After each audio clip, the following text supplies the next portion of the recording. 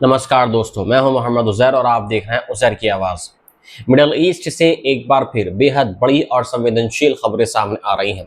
यरूशलेम की अल अक्सा मस्जिद में इजरायली अतिराष्ट्रवादी समूहों की कार्रवाई ने पूरे क्षेत्र में एक नया विवाद खड़ा कर दिया है, जबकि दूसरी ओर लेबनान मोर्चे पर बढ़ते तनाव के बीच अमेरिकी राष्ट्रपति डोनाल्ड ट्रंप ने दावा ये किया है कि उनकी बातचीत के बाद इसराइल और हिजबुल्लाह के बीच टकराव को फिलहाल टाल दिया गया है। आखिर अल अक्सा में क्या हुआ है, इसे लेकर इतना विवाद क्यों है और ट्रंप के दावों का क्षेत्रीय राजनीति पर क्या असर पड़ सकता है? आइए इन सब बातों को विस्तार से समझते हैं। दोस्तों, रविवार को यरूशलेम स्थित अल अक्सा मस्जिद परिसर में उस समय तनाव बढ़ गया जब इसराइल के अतिराष्ट्रवादी समूहों के सैकड़ों सदस्य पुलिस सुरक्षा के बीच परिसर में दाखिल हुए, यानी इलीगल सेटलर्स।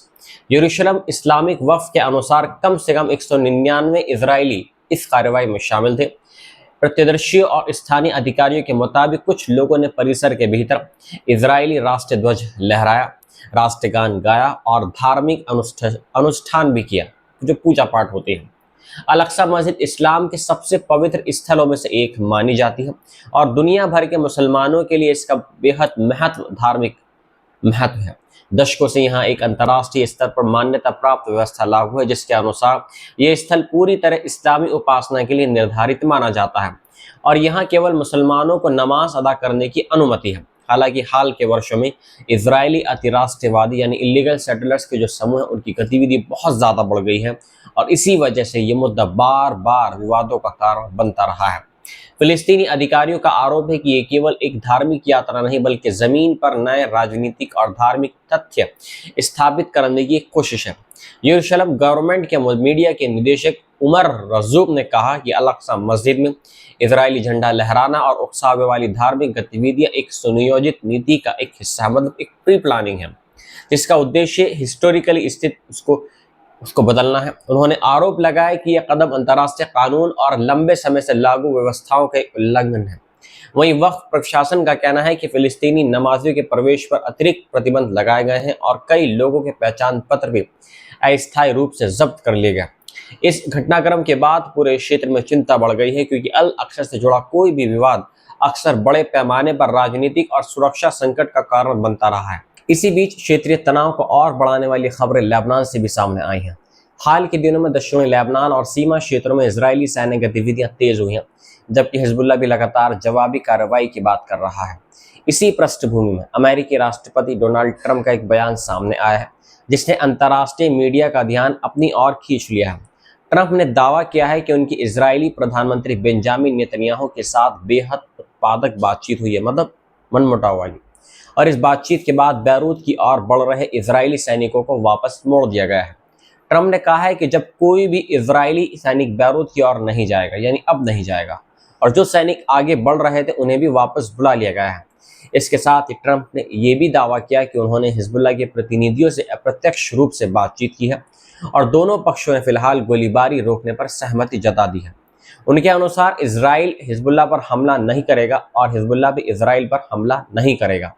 हालांकि इन दावों की स्वतंत्र पुष्टि अभी तक सामने नहीं आई है, लेकिन ये बयान ऐसे समय में आया है जब पूरे क्षेत्र में युद्ध के विस्तार को लेकर गंभीर आशंकाएं जताई जा रही हैं।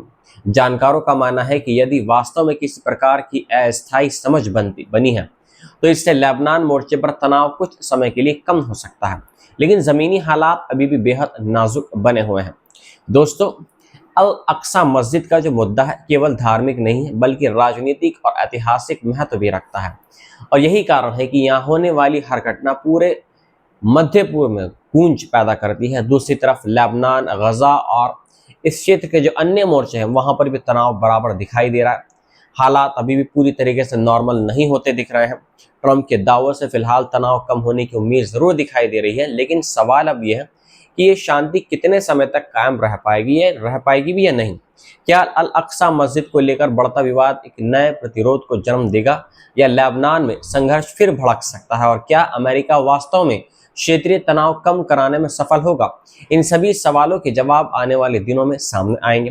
फिलहाल पूरी दुनिया की नज़रें यरूशलेम, बैरूत और वाशिंगटन पर टिकी हुई हैं, क्योंकि इन तीन जगहों पर होने वाले फैसले मध्य पूर्व की दिशा तय कर रहे हैं।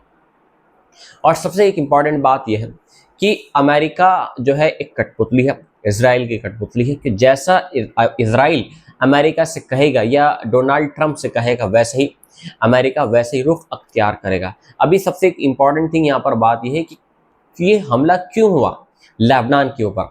देखिए मैं आपको यहाँ पर बताता चलूँ, इस हमले की वजह यह है कि जब ईरान के ऊपर इजराइल और अमेरिका ने जॉइंट वेंचर के साथ में ये अटैक करा, रिटेलिएशन करा, मिसाइल अटैक करे, फाइटर जेट से एयर स्ट्राइक करी, तो तुरंत बदले की कार्रवाई में ईरान को सपोर्ट करने के लिए हिजबुल्लाह ने भी अपने ताबड़तोड़ जो मिसाइल सिस्टम है उसको लॉन्च किया, ड्रोन अटैक किया इसराइल के ऊपर, और तब से ही ये जो वॉर है लेबनान के अंदर और ज़्यादा एस्केलेट हो गया है।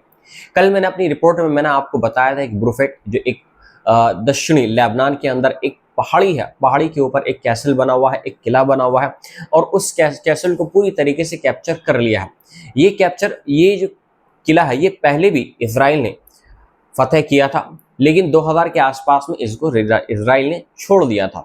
लेकिन अब दोबारा से जिस तरीके से इसराइल में हिजबुल्लाह जो है बराबर रिटेलिएशन कर रहा है, ड्रोन अटैक हो रहे हैं बराबर, वहाँ पर जो कुछ वीडियोस मुख्तलिफ जगहों से आ रहे हैं, कुछ जो समुद्र का इलाका है जहाँ पर लोग आराम फरमाते हैं, जो बीच का इलाका है वहाँ पर भी कुछ ऐसी वीडियो सामने आई हैं इसराइल की तरफ से कि वहाँ पर हिजबुल्लाह ने एयर स्ट्राइक करी है और लोगों को उन जगहों से भागता हुआ दिखाया गया। फिर इसके बाद कल के जो मौजूदा हालात थे वो ये थे कि नेतन्याहू ने तुरंत और ख़तरनाक कार्रवाई करने के आदेश दिया कि हिजबुल्लाह को कैसे ना कैसे करके बिल्कुल सफ़े हस्ती से मिटाना है। और इसी वजह से जो इसराइल की जो सेना है, जो मिलिट्री, वो और अंदर अंदर अंदर दाखिल हो रही है लेबनान के अंदर, और यही एक मेन वजह है। लेकिन इसमें मर कौन रहा है? इसमें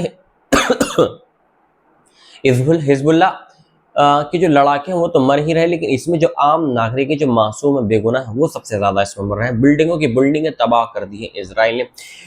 एक इसराइली जो एक मंत्री है उसकी तरफ से एक बयान ये आया था कि अगर हिजबुल्लाह हमारी एक बिल्डिंग को नुकसान पहुंचाता है तो हम उनकी 100 बिल्डिंग को कोलैप्स कर देंगे।